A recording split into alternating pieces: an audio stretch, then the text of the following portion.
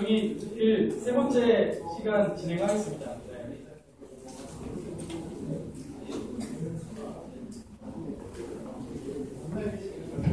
네, 제가 진행도 하고 강의도 하고 오늘 아침에는 또 스테이플러도 받고 클리어 파일도 배달 오고 세상은 편해진 것 같습니다. 스테이플러 받고 아까 전에 그 한성철 소장님께서 말씀하신 것 중에 그 자발적으로 터뜨리게 하라. 그 이야기를 제가 한 2달 반 전에 소장님한테 처음 듣고 와비파커라는 그 사업에 꽂혔어요. 저는 뭐 특허사무소를 하고 있지만 그거를 이제 하려고 노력을 많이 하고 있어요. 그래서 지금 오늘 원래는 그 2월 18일 2월 18일인데 오늘 그 여기 왔어야 되는 이제 굉장히 중요한 고객이 있어요. 그 고객이 누구냐면은 그 권민재 대표라고 있는데 그 권 대표가 저랑 2011년 9월달에 안동에서 강의하면서 만났어요. 그래서 안동이니까 지역적 특색을 활용해서 막 김치 소스 막 이런 거 특허 강의 사례로 놓고 그다음에 막 하회탈빵 뭐 이런 거 디자인권 막 이런 그 음식도 디자인 되거든요. 그런 거 막 하다가 만난 친구인데 그 당시에 이제 2번째 사업에 실패했다고 했나?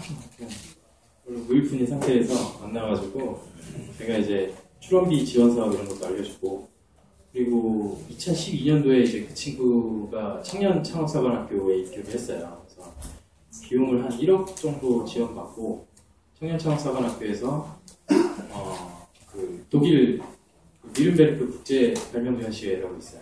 거기에 자기의 그 발명품을 출품해서 동메달도 받아오고 근데 그 친구가 이제 그 저랑 동갑이에요. 동갑인데 그 친구가 아이템이 뭐냐면은 축사용 환풍 시스템이에요.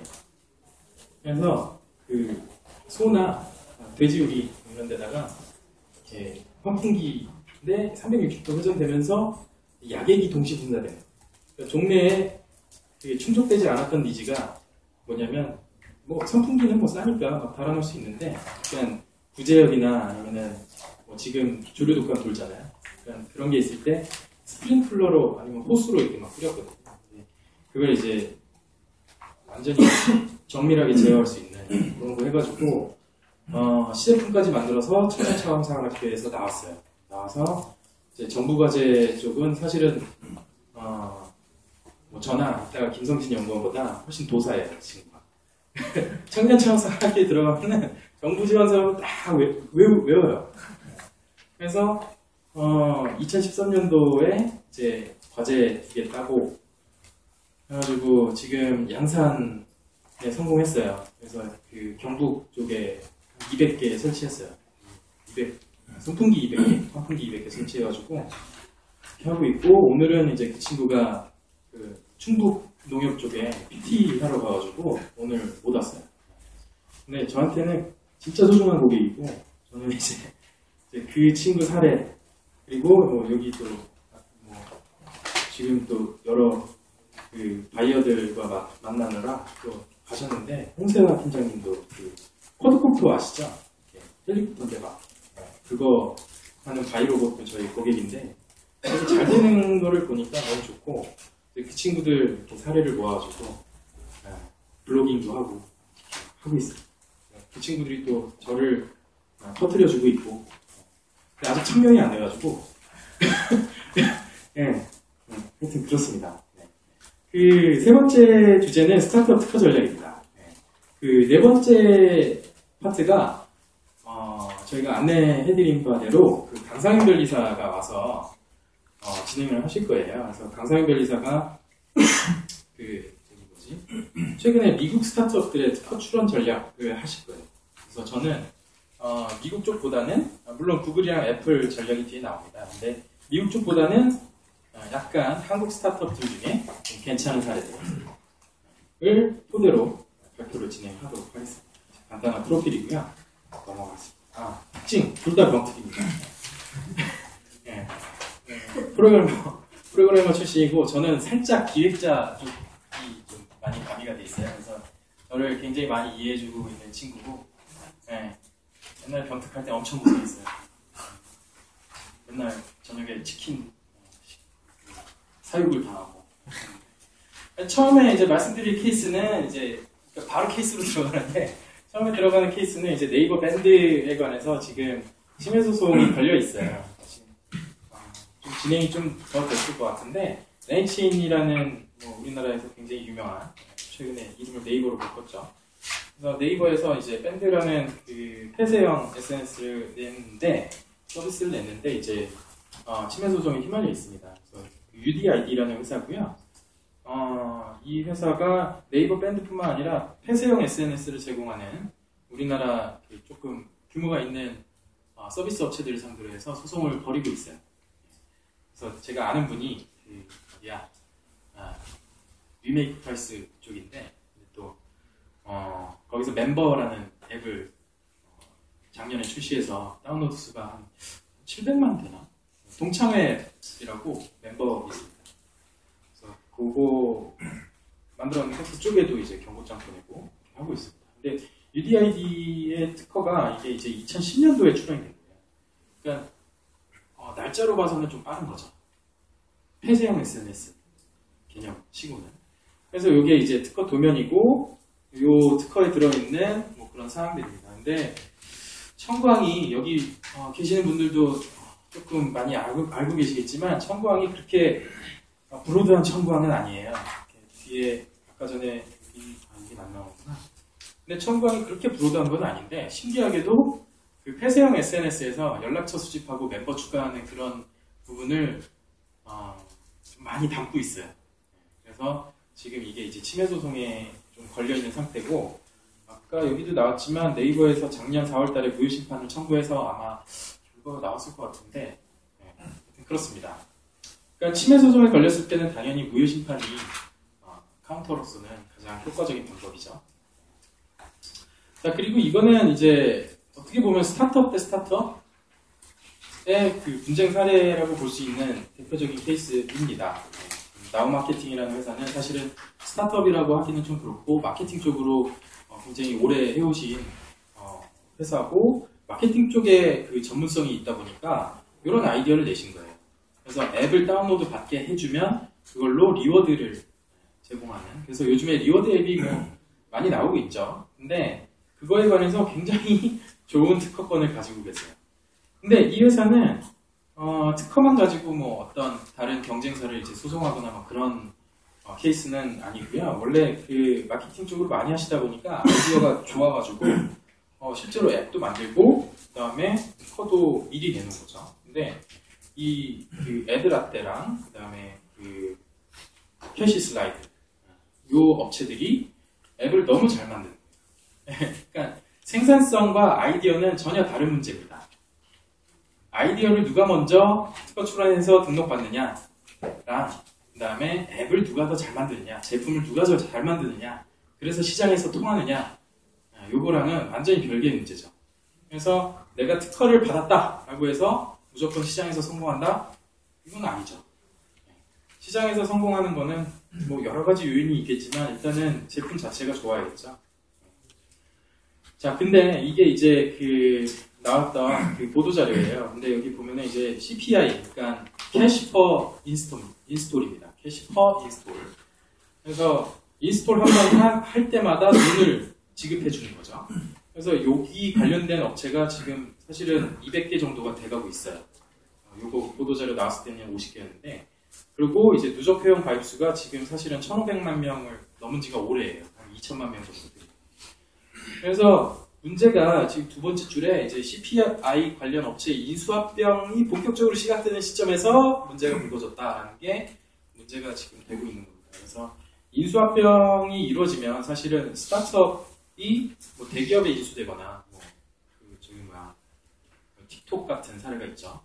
그런 아니면 카카오톡에 인수되거나 그런 사례가 굉장히 많은데, 근데 이 그 특허 문제가 불거지게 되면 인수하는 쪽에서 굉장히 부담을 많이 가지게 됩니다. 그러니까 대기업이나 아니면은 중견기업이나 아니면 조금 큰 중소기업에서 인수할 때 분쟁 이슈가 있으면 그러면 그 분쟁 이슈가 그대로 올맞아 오거든요. 그러니까 아무래도 합병을 할 때 이게 문제가 좀 많이 될 수가 있습니다.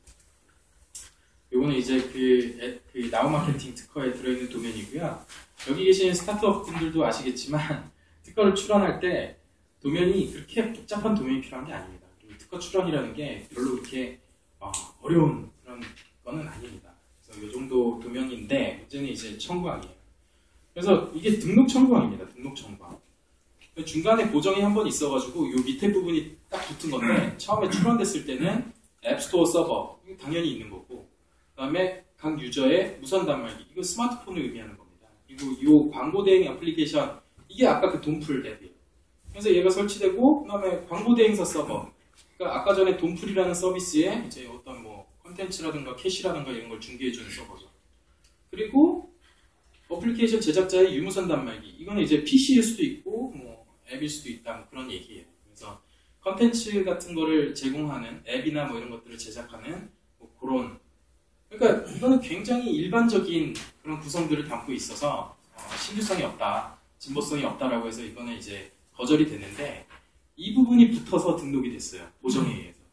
그래서 뭐 내용이 근데 복잡할 것 같지만 너무나 당연한 내용들이라서 여기 광고 대행사 서버에 등록된 광고 대상 어플리케이션을 확인하고 그 다음에 이 앱 정보를 대행사 서버로 전송하고 그 다음에 광고 대상 어플리케이션 그러니까 이 어플리케이션들을 다운받으면 얼마를 주는 바로 그 대상이 되는 어플리케이션 이 어플리케이션 통해서 획득한 지원 금액을 확인할 수 있는 이게 이제 등록이 된 거죠. 그래서 날짜가 2011년 5월 27일이에요. 그래서 지금 이 회사로부터 경고장을 받은 회사들은 전부 다 이제 무효 자료 찾는 작업을 막 하고 계시죠.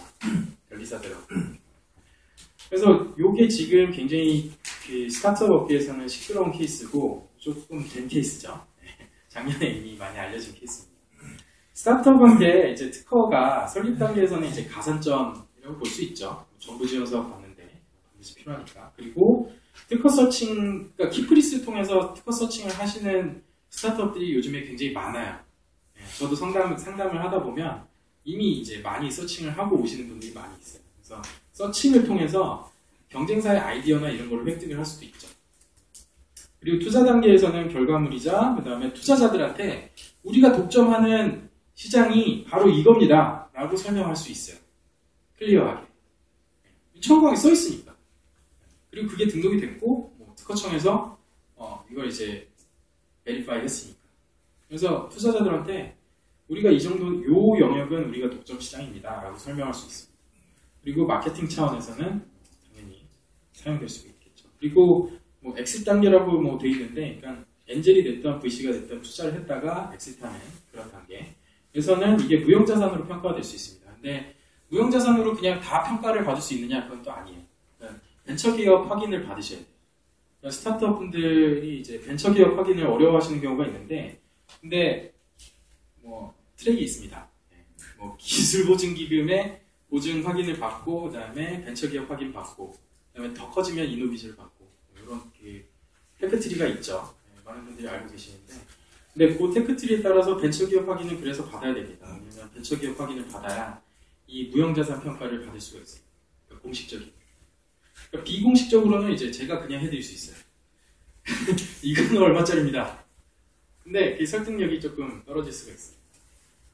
스타트업한테 이제 특허가 지렛대이면서 보험이라고 봅니다. 물론 다른 포인트도 맞는 얘기예요.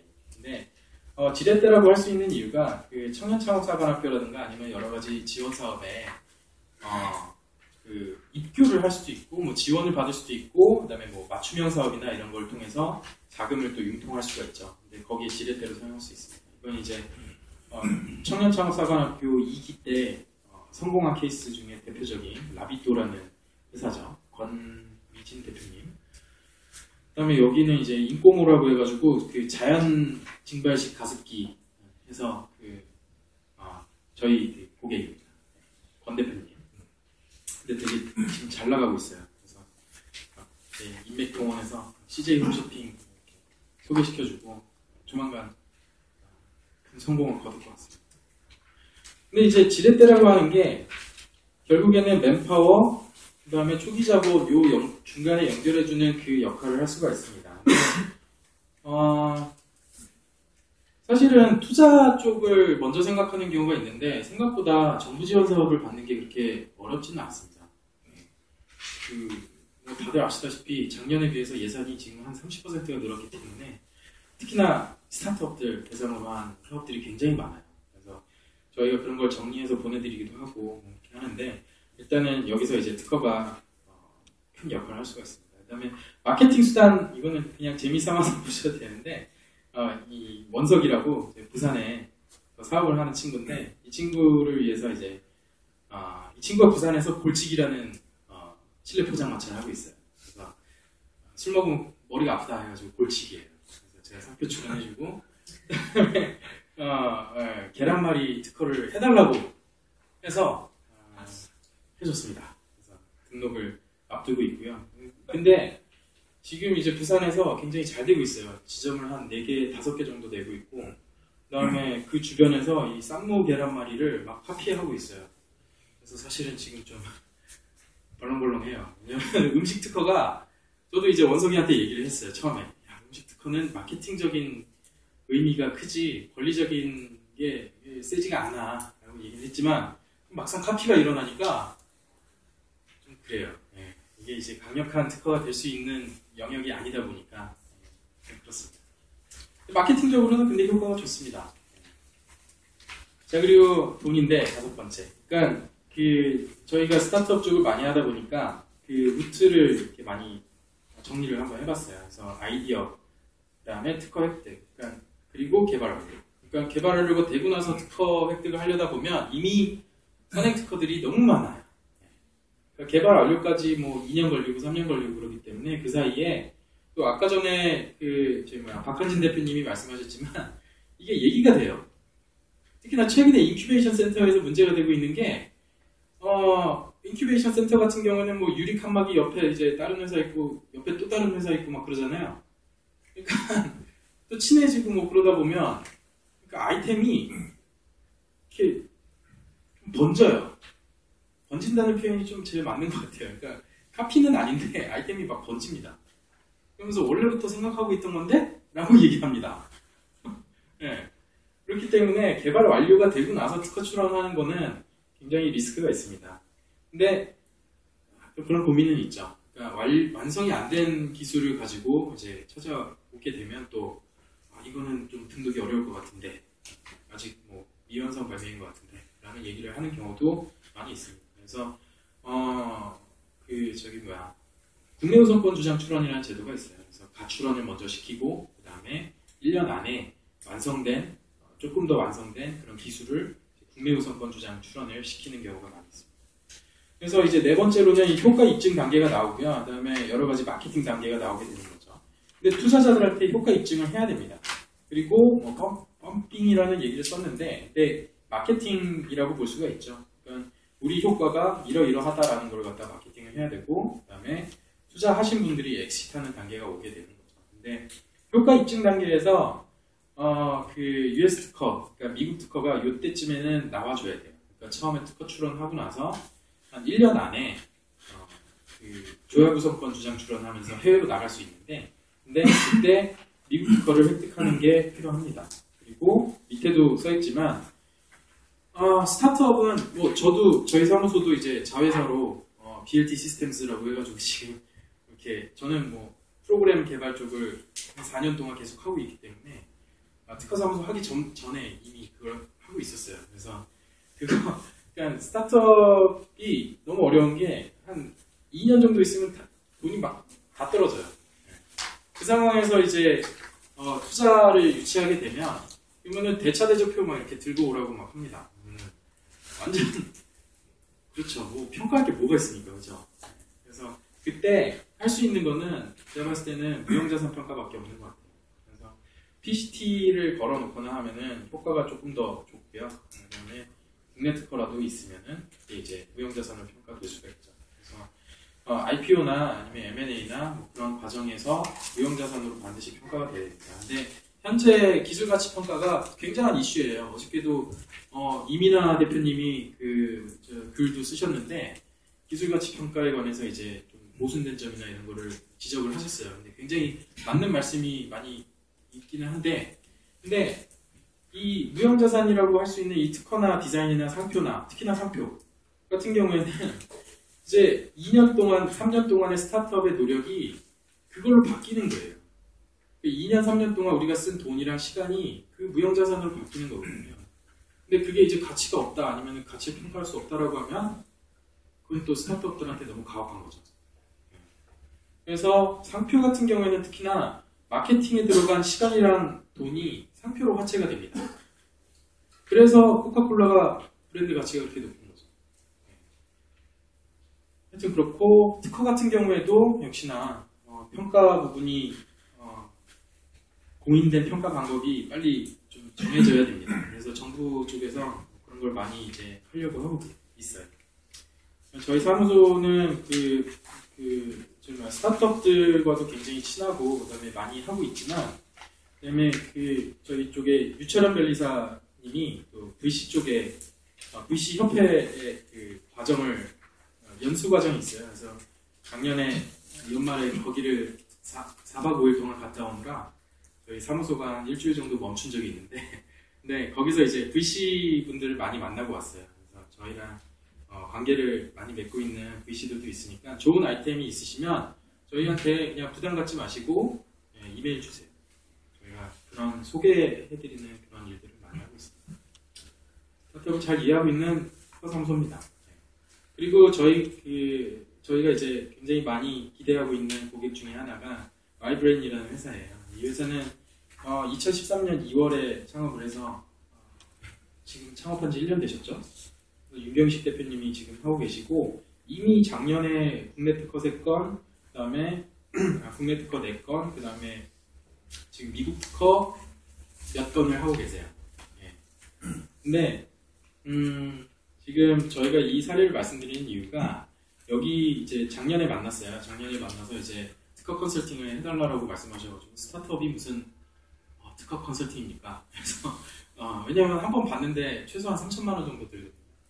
그러니까 그러다가 이제 그 정부 사업 중에 지식재산 보호협회에서 하는 국제 지재권 분쟁 컨설팅이라는 사업이 있어요. 그래서 이 사업에 될까 했는데 선정이 돼서 이 사업을 했어요. 그러니까 자금은 이제 특허청 쪽에서 지원해주고, 일은 이제 우리가 3개월 동안 컨설팅 일을 하고, 그다음에 물론 연구원들이 같이 일을 해야 돼요.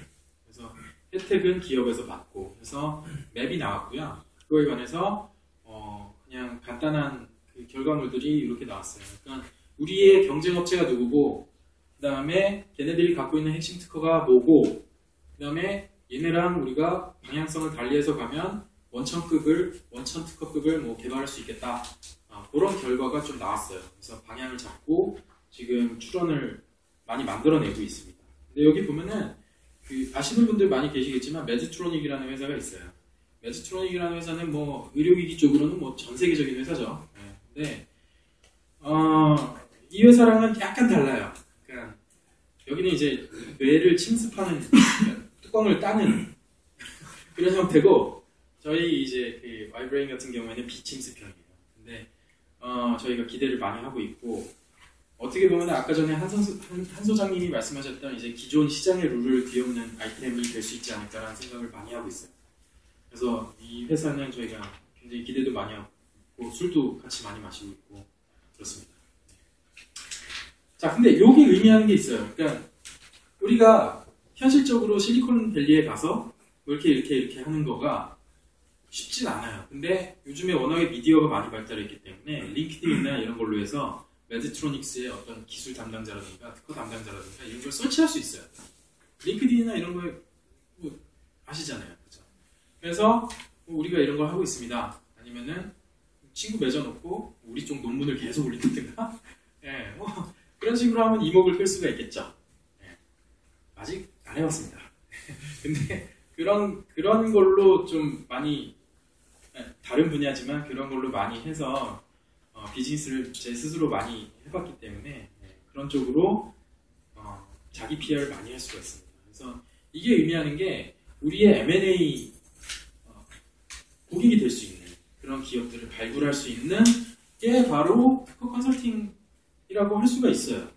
그러니까 그냥 기존의 잡지나 뭐 아니면 웹진이나 인터넷 서치나 여기에서 나오지 않았던 자료들이 나와요. 특허 컨설팅의 그 검색식을 잘 짜가지고 결과가 나옵니다. 그게 중요한 것 같습니다. 그래서 저희 고객사 중에 물론 아까 권민재 대표님도 굉장히 중요한 고객이고 여기 라이브레인도 굉장히 중요한 고객이지만 기술적으로 굉장히 하이테크고 저희가 굉장히 기대를 하고 있는 회사입니다. 자, 근데 문제가 있어요. 국가별로 특허권의 가치가 달라요. 똑같은 기술인데도.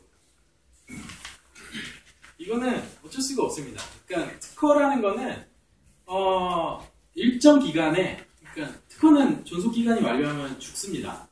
그래서 최근에 벌어지고 있는 일이 제약사들, 외국 제약사들이 이제 신약의 존속 기간이 만료되면서 시장이 베리어가 무너지고 있죠. 그래서 우리나라의 한미약품이나 보령제약이나 이런 회사들이 오히려 혜택을 받고 있죠.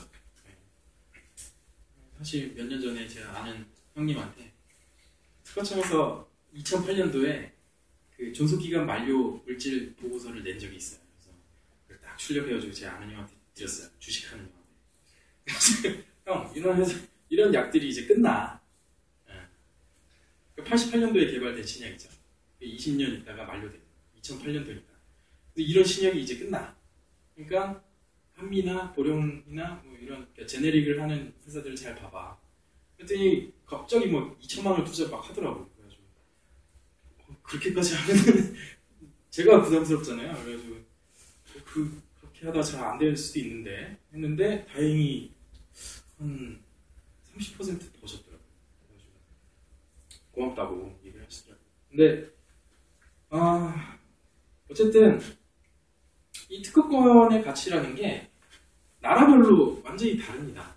왜냐하면 시장 때문에 그러니까 시장 사이즈에 비례하게 될 수밖에 없습니다. 그러니까 한국 특허권은 뭐 이 정도 가치, 미국 특허권은 우리나라보다 사실 경제 규모가 한 13배에서 15배 정도로 얘기가 되고 있어요. 그래서 한국 특허권보다는 한 13배에서 15배의 가치가 있을 것 같은데 근데 또 한국 특허권이 또 의미가 있는 게 뭐냐면 한국이 생산을 잘해요. 그러니까 LG, 삼성, 현대 그러니까 생산 기술이 좋다 보니까 우리나라에 출원되는 1년에 20만 건의 출원 중에 10만 건이 외국계 기업에서 우리나라에 출원해요. 그러니까 외국계 기업이 우리나라에 출원하는 이유는 LG, 삼성에서 뭐 하나 그런 거를 특허청에서 보고를 해줍니다. 어떻게 보고가 되냐면 뭐 예를 들어서 뭐 다우케미칼에서 우리나라에 출원했으면 그러면은 그 출원이 신규성 있는지 진보성 있는지 심사를 하잖아요. 이 심사하는 과정을 누가 특허청에서 하죠. 그러면 특허청에서 이렇게 찾아보다가 우리나라 화학회사에서 낸 비슷한 것들 그런 것들을 이제 OA로 날리는 거죠. 그러니까 거절 이유로 통지해 주는 거죠. 그러면은 그 거절 이유 통지된 게 미국의 다우케미칼로 보고가 되는 거죠. 그러면은 니네가 지금 하려고 하는 새로운 거가 한국에서는 어느 회사가 지금 이런 걸 하고 있다. 이게 통지가 되는 겁니다. 그래서 외국에서 우리나라에 출원을 굉장히 많이 해요. 그래서 그렇습니다. 그래서 완벽히 13배의 가치가 있다라고 보기는 어렵습니다. 그래서 그 우리나라 특허도 가치가 좀 있고요. 그다음에 중국 특허는 뭐 말씀 안 드려도 알 것 같습니다. 워낙에 인구수가 많고 그다음에 어차피 특허권은 한 건입니다. 국가마다. 그렇기 때문에 우리나라 특허보다는 아무래도 가치가 높습니다. 그래서 비용도 비쌉니다. 그래서 우리가 이런 세미나를 하게 되는 것이죠. 그래서 결국에는 특허 효과는 돈과 시간이고요. 돈은 뭐 여러 가지 형태로 나옵니다. 그러니까 투자 유치의 금액에 있어서 우리가 주장할 수도 있고요. 그 다음에 엑시트할 때 뭐 정당하게 평가될 수도 있고요. 그 다음에 시간, 그러니까 경쟁자 진입이 가능하게 되는 거죠. 근데 특허가 어려워요. 그러니까 오늘 30분의 시간 동안 말씀을 드릴 수 없을 정도로 어렵습니다. 제도적으로 여기 보면은 앱 출시 후 특허 출원하면 소용없다 라고 제목은 나오죠. 근데 공지예외 주장이라는 제도가 또 있어요. 그러니까 앱 출시하고 뭐 1년 이내에 뭐 공지에 주장하면서 뭐 출연하면은 뭐 봐주고 그런 제도들이 또 막 있습니다. 그래서 그런 제도에 관해서는 오늘 이 시간을 통해서는 안 될 것 같고요. 일단은 그거 하나가 있습니다. 오늘 그 청구항에 관해서는 말씀을 드리는데 구성 요소가 많으면 권리 범위가 줄어듭니다. 뒤에 나오지만 요 청구항이 사실은 저희 쪽에 특허 소송을 해달라고 들어왔던 등록 청구항이에요. 근데 보시면 아시겠지만 이게 이제 구성 요소들이 너무 많습니다. 그러니까 이 발명을 구성하고 있는 요소들을 구성 요소라고 해요. 근데 구성 요소가 굉장히 많으면 그러면은 경쟁자들이 이 특허를 침해한다라는 평가를 받기가 굉장히 어려워요. 그 이유가 청구항 구조가 이렇게 되어 있기 때문에 그렇죠. 청구항이란 그러면은 뭐뭐에 있어서 그리고 구성 요소 A, 구성 요소 B, 구성 요소 C 이렇게 보실 수 있습니다. 여기 세미콜론 옆에 붙어 있는 요것들이 구성 요소인데, 근데 제가 이제 원래 이제 3시간짜리 강의할 때는 퀴즈도 많이 내고 그러는데, 자 이렇게 구성된 특허가 있으면 그러면 경쟁자가 A 플러스 B 플러스 C 플러스 D라는 제품을 실시하고 있으면 그러면은 특허 침해가 맞아요. 그리고 A 플러스 B라는 구성 요소만 갖추고 실시하고 있으면 그러면은 그거는 침해가 아니에요. 여기 계신 분들은 좀 많이 알고 계셔가지고 이 부분은 뭐 간단히 넘어가겠는데, 근데 제가 강의를 하면서 이걸 퀴즈를 내면 못 맞히는 경우가 굉장히 많으세요. 근데 원칙이 그냥 되게 심플하다. 그러니까 게임의 법칙은 딱 요겁니다. 근데 구성 요소가 많이 들어가 있으면 뭔가 우리 변리사가 정성을 많이 들여준 것 같은 느낌이 나요. 그걸 잘 모르면. 그렇습니다. 그래서 그런 내용은 제가 거의 한 2달에 한 번씩 요 세미나를 하니까 다시 또 공지를 드리겠습니다. 저희 사무실에서 그냥 소소하게 이렇게 한 10명, 20명 모아서 이렇게 하니까. 성공한 스타트업의 특허 전략 3가지 말씀드릴게요. 그러니까 식품화학 사례는 이제 여명808이 제일 대표적이고요. 여기 그 캔에 나오시는 그분이죠. 그리고 이게 보면은 97년도에 출하이 됐습니다. 97년도에 출하이 됐고요. 그리고 등록될 때 청구항이 이렇게 돼 있어요. 그러니까 오리나무 추출물과 마과목 추출물로 구성된 수치해소용 천연차. 끝. 네. 엄청나게 넓은 겁니다. 그래서 구성 요소가 지금 오리나무 추출물, 마과목 추출물 밖에 없는 거예요. 그러니까 구성 요소가 없으면 없을수록 권리 범위가 굉장히 넓죠. 근데 이렇게 등록받기가 쉽지가 않습니다. 왜냐하면 요거랑 비견되는 기존 문헌들이 많을 거기 때문에 요게 신규성이나 진보성이 있을 가능성이 굉장히 낮은데, 근데 어쨌든 등록이 됐어요. 심사관이 심사해보니까 요렇게 해가지고 만들어진 숙취해소용 천연차는 없더라 해가지고 등록이 된 겁니다. 그래서 아직까지도 편의점에 가면 이렇게 뒤가 중요한데 그 뒤를 이렇게 까보면 오리나무와 마과목이라는 단어는 여명 808 쪽에만 써 있습니다.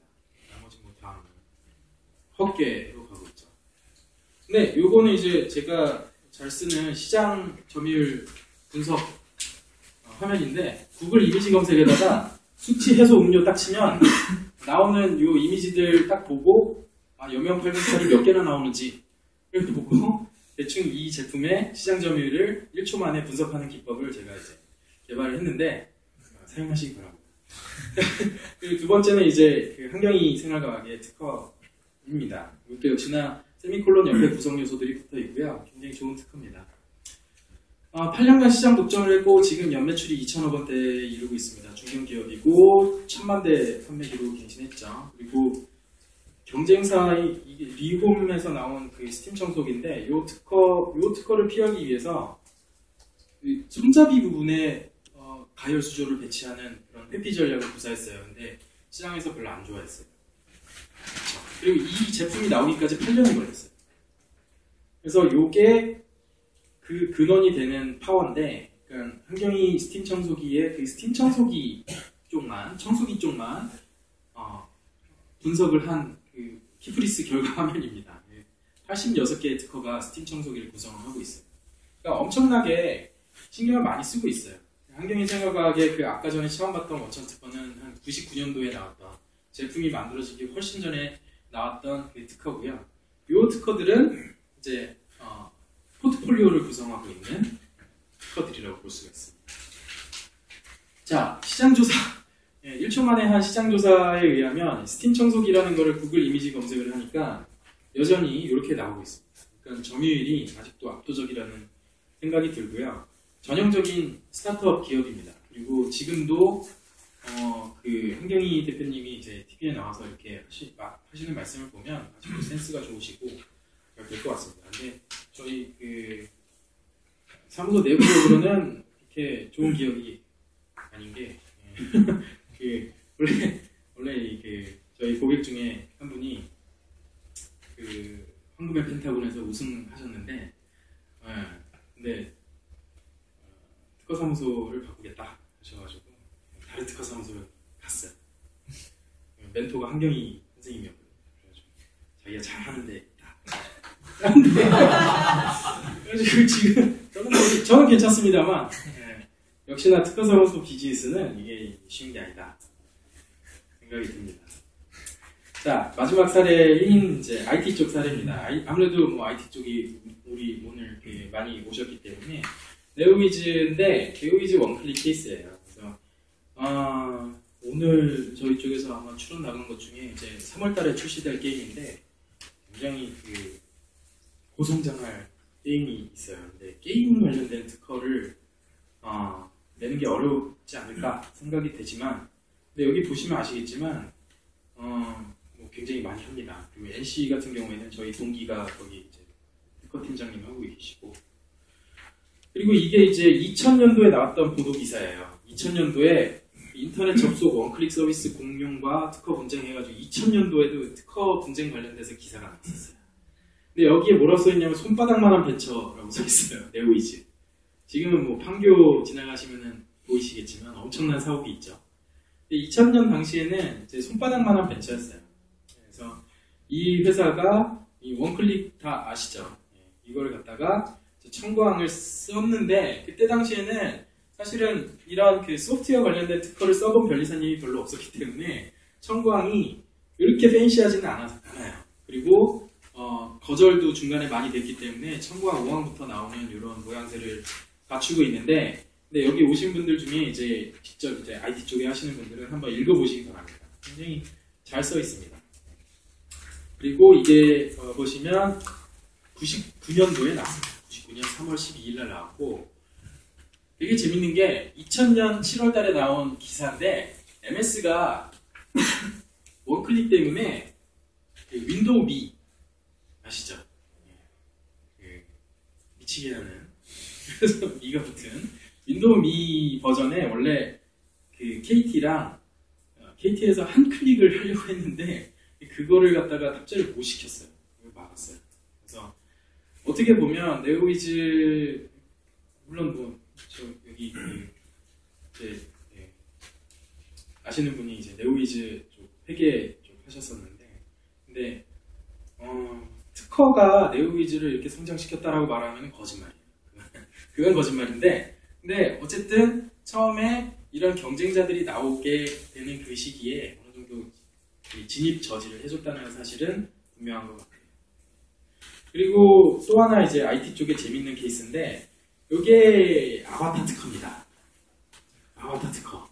이거는 아마 사례가 많이 공개되지는 않았을 텐데, 이게 이제 여기 보시면 허정선이라고 개인 이름으로 추천되어 있어요. 근데 이분이 이제 허정선 대표님이신 것 같고요. 그래서 싸이월드랑 이렇게 신문 기사도 나오고 그랬는데, 이 특허 청구항이 굉장히 재밌습니다.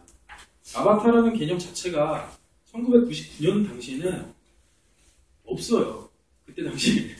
근데 어쨌든 뭐 변리사한테 막 설명을 해가지고 이걸 만들어냈는데 꽤 잘 만든, 꽤 권리 범위가 좋은 청구항입니다. 그래서 기저장되어 있는 캐릭터 구성 요소에 대한 샘플 이미지를 사용자에게 제공하고, 그 다음에 부위별로 합성하고, 그 다음에 이미지 특징 정보를 변경하게 하는.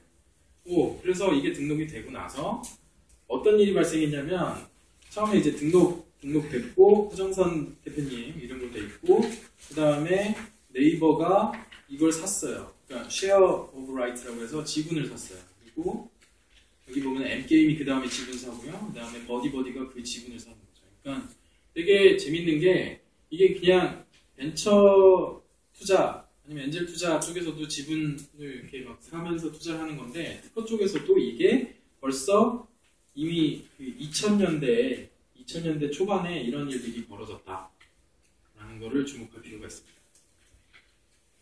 그러니까 기업을 뭐 이렇게 하기엔 좀 그렇다. 우리가 회사 가치가 얼마니까 얼마 이상을 투자 받아야 얼마를 줄 수 있다. 근데 그거는 이제 통으로 하는 거죠. 기업 사이즈 전체를 가지고 하는 건데 그게 좀 계산하기가 그렇다 그러면은 뭐 특허 지분의 얼마를 그러면은 어떻게 하겠다. 그 대신에 얼마를 달라. 이것도 가능한 얘기입니다. 제가 봤을 때는 가능한데 아직 해본 적은 없습니다. 솔직히 말씀드릴게요.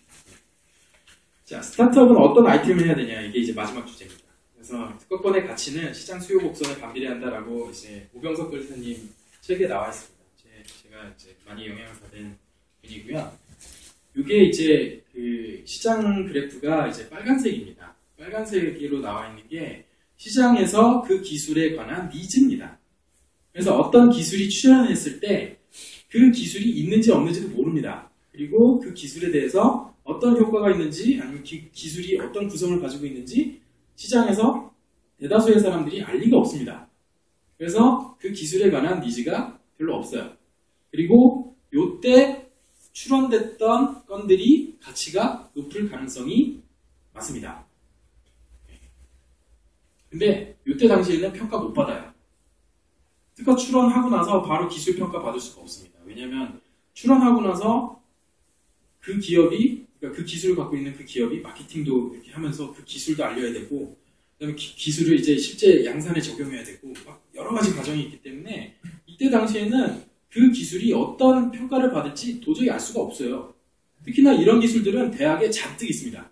출연연구소랑. 근데 지금 이제 출연연구소랑 대학의 특허들을 가지고 이제 비판 기사들이 많이 나오죠. 휴면 특허가 많다 뭐. 그럴 수밖에 없습니다. 제가 봤을 때는. 왜냐하면 그때 당시로서는 판단을 할 수가 없어요. 교수님들 같은 경우에는 시장을 따라서 이렇게 개발하시는 분들도 물론 계시지만 근데 기업들이 교수님들한테 원하는 거는 5년 뒤에 뭐 잘 될 거 이런 거를 이제 요구하기 때문에 그거에 관해서 출원 당시 아니면은 등록 당시 출원하고 나서 1년 반 뒤에 뭐 등록 많이 되니까 등록 당시를 가지고 뭐 판단할 수가 없습니다. 그래서 휴면 특허가 어쩌고 저쩌고 저는 이제 그런 그 기사를 보면 그냥 그러려니 합니다. 근데 어쨌든 이쪽에 원천 기술들이 많이 나올 가능성이 높고요. 그 다음에 요 시간이 진행되다 보면 이 이제 별표 이렇게 돼 있는데 이걸 이제 경제학에서는 캐즘이라고 하는 것 같습니다. 그러니까 어떤 그 계기에 의해서 시장의 수요가 폭발을 하게 되는데 아까 환경인 생활과학 같은 경우에는 스팀 청소기가 홈쇼핑에서 이제 완판이 되면서 이 캐즘을 넘었죠. 그리고 통신이나 멀티미디어 기술 같은 경우에는 표준화가 이루어지면은 이게 빵 터지게 되는 겁니다. 그러면서 수요가 증가하게 되는 거죠. 그 스마트폰 같은 경우에는 새로운 모바일 OS의 탄생이 바로 이겁니다. 그러니까 iOS가 공개됐던 물론 그 전 버전도 있지만 하여튼 iOS가 달린 아이폰 2세대, 3세대가 공개됐던 2007년 여름이 바로 스마트폰의 요 시기입니다. 그래서 시장이 막 증가하면은 시장의 니즈가 증가하면 그러면 결국에는 레드오션에 빠지게 되죠. 레드오션에 빠지게 됐을 때 등장하는 기술들은 편의성 기술이에요. 편의성 기술. 네, 그래서 스마트폰 기술들 중에 보면은 최근에 유저 인터페이스 관련된 것들 많이 나오죠. 뭐 스마트 스테이, 핸드폰 보고 있으면 안 꺼지고 그런 것들. 근데 그런 것들은 편의성을 지향하는 기술이에요. 편의성. 근데 요 그림 보시면 아시겠지만 요건 이제 스카이 베가 LTEM의 광고에 나왔던 그 밀가루 반죽하다가 이렇게 하면 전화를 받게 되는. 근데 자, 요 기술이 마케팅적으로는 훌륭해요. 그러니까 광고적으로 봤을 때는 기존에 봤던 사람들이 이제 행동 패턴과는 다른 방식으로 전화를 받으니까 신선한 느낌은 주는데 좋은 기술이냐? 아니라고 봅니다. 왜냐면은 좋은 기술은 경쟁자들도 쓰고 싶어하는 기술이어야 돼요. 근데 이 기술은 삼성이나 LG에서 사용할 필요가 없는 기술입니다. 전화가 못 받으면 좀 기다렸다가 부자심 전화해가지고 이렇게 콜백하면 되잖아요. 그죠? 그러니까 그 레드오션 때 나오는 기술들은 특허적인 가치가 조금 낮아요. 그 기술을 담고 있는 특허들은 기술적 가치가 좀 낮다고 봅니다. 그리고 가면 갈수록 이제 시장이 어느 정도 안정화되면서 뭐 사이즈는 더 늘어날 수도 있고요. 시장의 그 어떤 매출 사이즈나 이런 건 늘어날 수 있는데 어쨌든 안정화되면 이제 생산할 수 있는 플레이어들이 몇 개 안 남게 됩니다. 지금 반도체 같은 경우에도 메모리 반도체는 삼성이랑 도시바, 하이닉스 이 정도밖에 메모리 반도체를 생산하는 업체가 많지 않게 되는데 이때는 결국에는 가격을 떨어뜨리는 기술들이 살아남게 됩니다. 그러니까 그 기술을 가지고 있는 회사가 살아남게 됩니다. 그래서 저는 이제 스마트폰 쪽에 있어서는 지금 한 요만큼 왔다고 봅니다. 지금 우리나라 같은 경우에는 뭐 요즘 211 보조금 파동도 있지만 약간 가격이 왜곡 많이 돼 있죠. 근데 이미 뭐 넥서스 4 같은 경우에는 299불에 나왔고 넥서스 5 같은 경우에도 뭐 거의 뭐 40만 원에 나왔고 미국에서. 그래서 스마트폰 같은 경우 그리고 또 하나 주목해야 될 거는 샤오미 같은 회사는 갤럭시 노트급의 스펙을 갖고 있는 MI3인가요? 그 핸드폰이 거의 40만 원에 나왔습니다. 그러니까 지금 스마트폰은 여기까지 와 있다라고 보면 될 것 같습니다. 근데 이때 중요한 게 특허적으로 이때 등장하는 기술들이 특허적으로 가치가 올라가는 경향이 있습니다. 이건 어디서 증명이 됐냐면 반도체 장비 회사들. 지금 우리나라에 굉장히 훌륭한 반도체 장비 회사들이 많은데 뭐 주성이나 탑엔지니어링이나 이런 회사들이 있는데 그 회사들이 특허적으로 신경을 많이 쓰는 이유가 장비를 이렇게 만들면 반도체를 더 싸게 만들 수 있어. 이거기 때문에. 그래서 스마트폰도 결국에는 기술적으로 다시 재평가 받는 그 날이 곧 올 건데 근데 이 영역은 스타트업들이 할 수 있는 영역이 아니에요. 그리고 스타트업들이 이 영역을 해서는 안 됩니다. 그러니까 편의성에 지향된, 그러니까 물론 그 플랫폼 비즈니스를 하시는 스타트업들은 얘기가 다릅니다. 근데 기술 기반의 스타트업들은 이쪽의 그 기술들을 해서는 안 돼요. 왜? 남들이 꼭 써야 되냐? 라고 물어봤을 때, 꼭 써야 돼. 이런 기술이 아니라면, 그러면은, 기술적으로 고평가 받기가 어렵습니다. 그래서 스타트업들 같은 경우에는 이쪽에 해당하는 기술들을 발굴하고 그 아이템을 하셔야 됩니다. 환경인 스팀 청소기 같은 경우에도 여러 가지 포트폴리오가 있지만, 근데 그레이드가 다 다릅니다. 그거는 출현 시기와 연관이 되어 있습니다. 그래서 이게 이제 입증이 된 게 제가 이제 그 IP 컨설팅을 하면서 그 OLED 관련된 장비 쪽을 컨설팅 했었는데 이게 입증이 되더라고요. 그러니까 특허랑 시장이랑 뉴스 데이터를 조인을 시켜보니까 이 그래프가 아까 전에 봤던 그래프랑 똑같이 나옵니다. 그래서 이렇고요. 원천 기술은 이미 옛날에 나왔습니다. 97년도에 나왔고요. OLED 관련. 그렇습니다. 그래서 스타트업 아이템은 시장이 형성되진 않은 아이템을 노리셔야 됩니다. 그리고 버텨야 돼요. 그 시장이 열리기 전까지 버텨야 됩니다. 그게 제일 어렵죠. 네.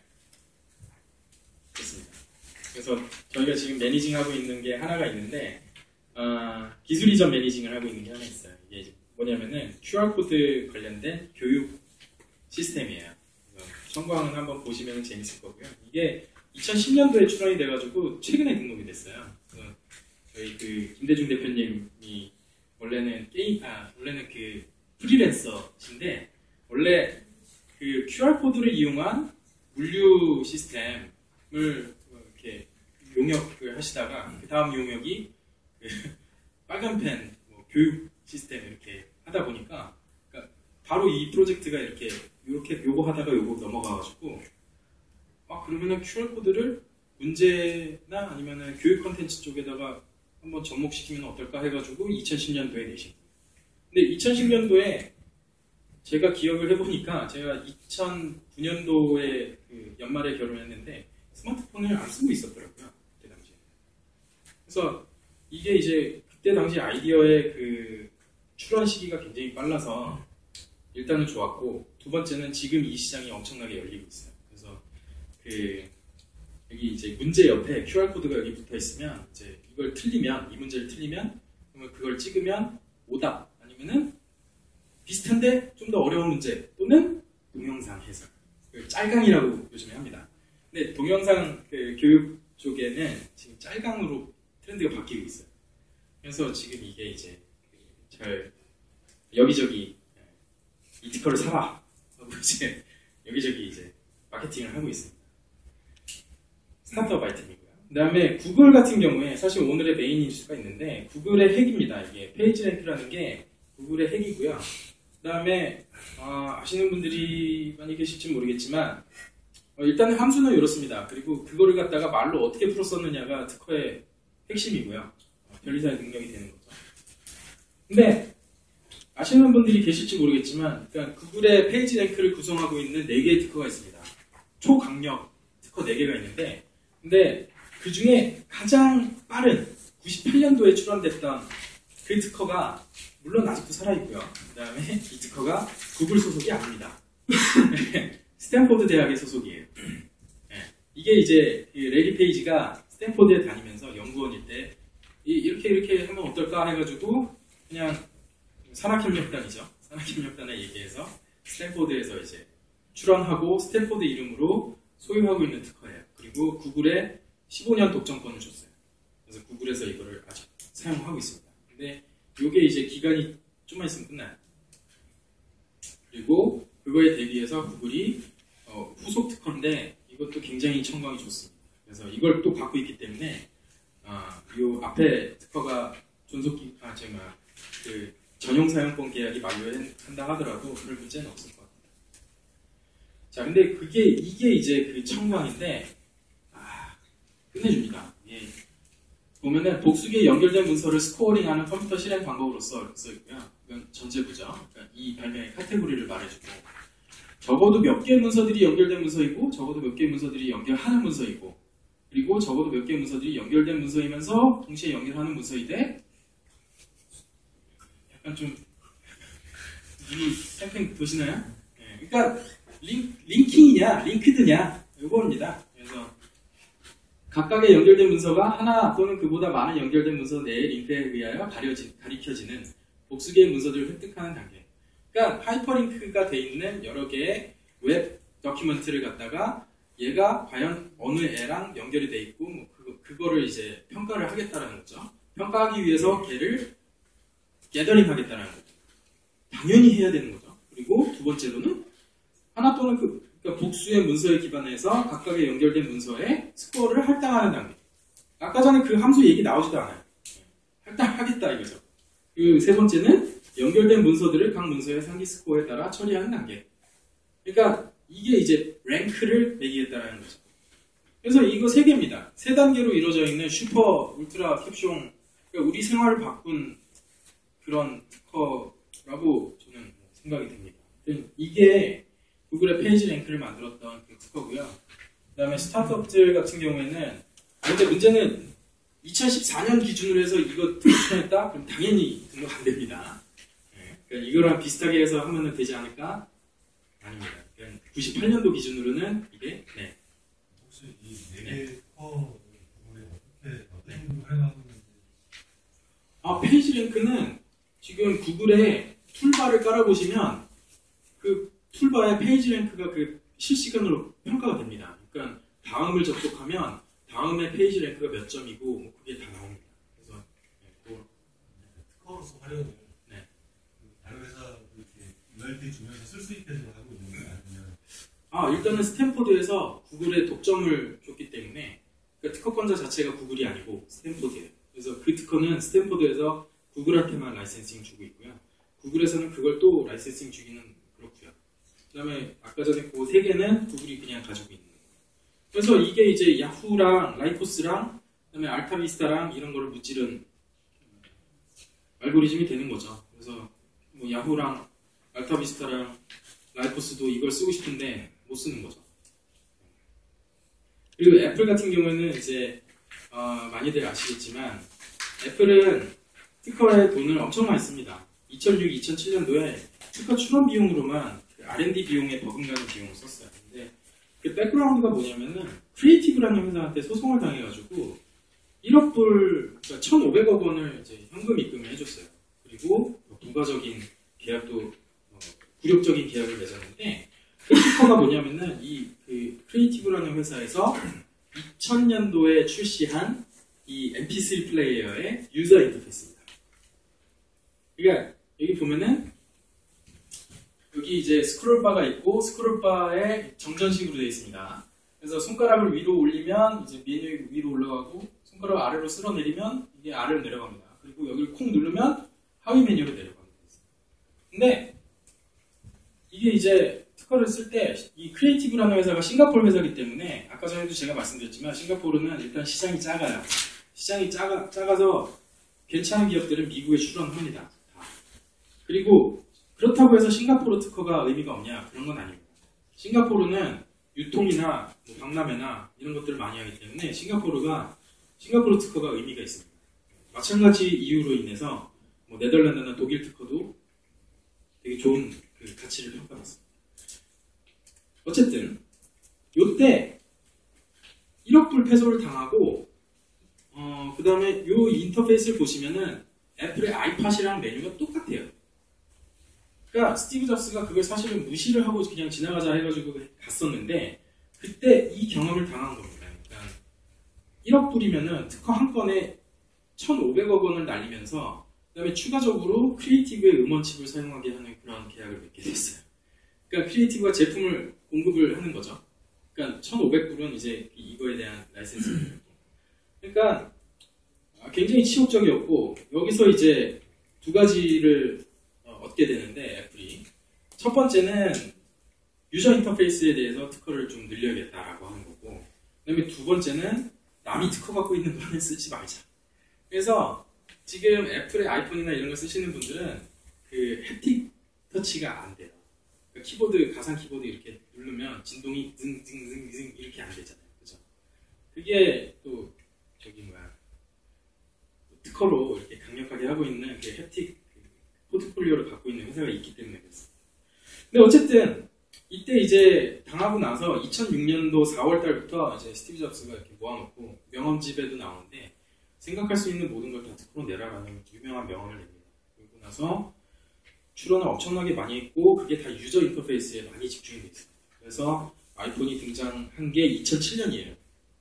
그 전에 이미 출원 많이 해놨고 그리고 나서 시장에서 반응이 엄청나게 올라가니까 다른 쪽에서도 많이 따라했고 그리고 출원 공개됐고 그 다음에 이게 쭉쭉 등록이라고 써있긴 한데 근데 사실은 거절 이유가 나와도 보정을 하거나 그러니까 청광을 좁히거나 그러지 않고 심사관이랑 끝까지 이렇게 질질 싸운 거예요.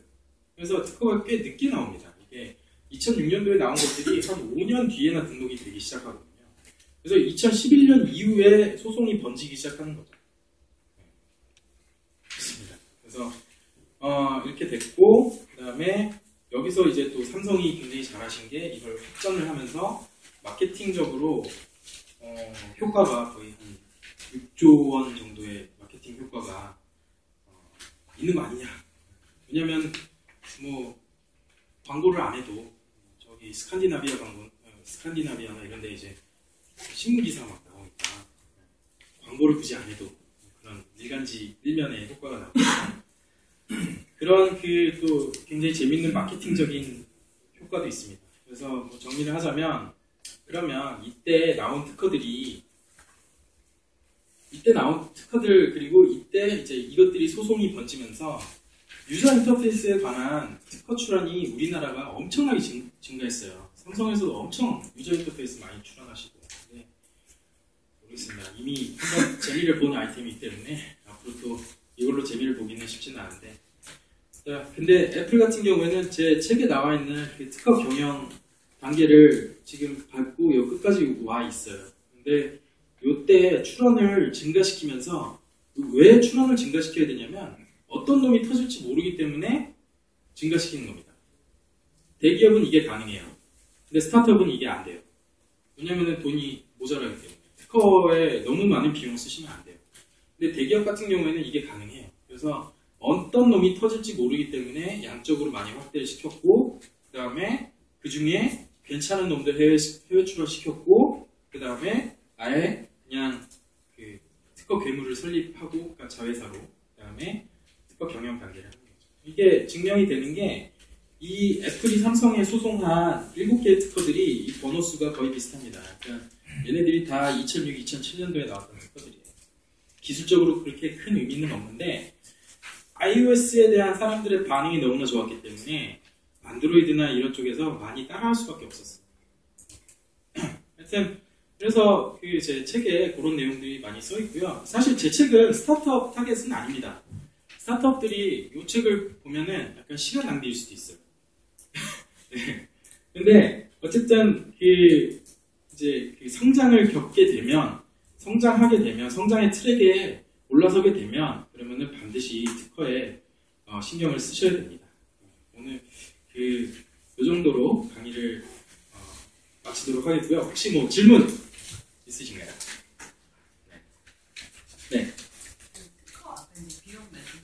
네. 기업들이 뭐 R&D 비용 전체 매출, 영업이익 몇 프로 정도로 투자한다 이런 네. 일반적인 것들이 있는 것처럼 특허에 네. 대한 것도 어느 정도까지 투자하는 것이 뭐 글쎄요. 근데 우리나라 기업 기준으로는 잘 하시는 기업들은 매출의 1% 정도까지는 투자를 하십니다.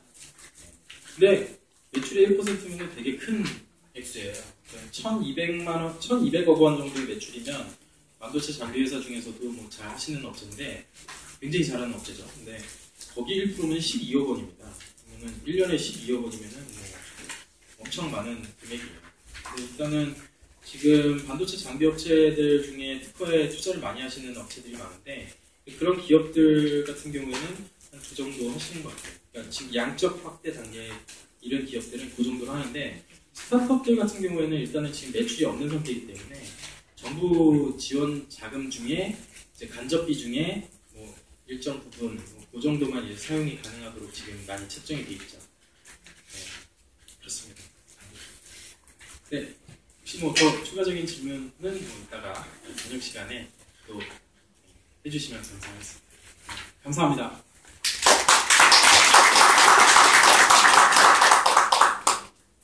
제가 진행도 하면서 강의도 하면서 이거 하니까 좀 어색하네요.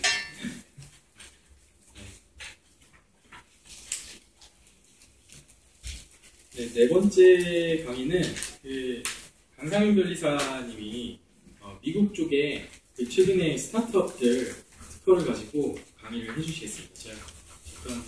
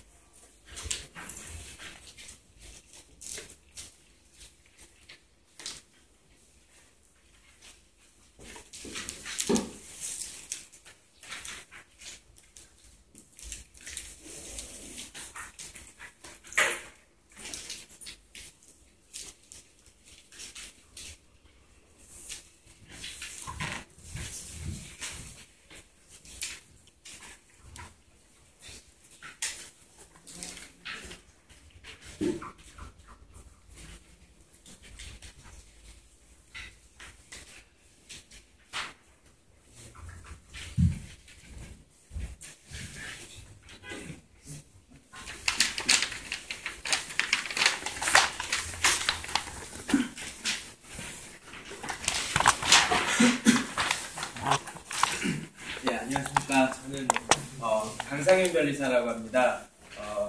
저는 현재 미국 워싱턴 DC에 있는 로하프트만 함이라는 미국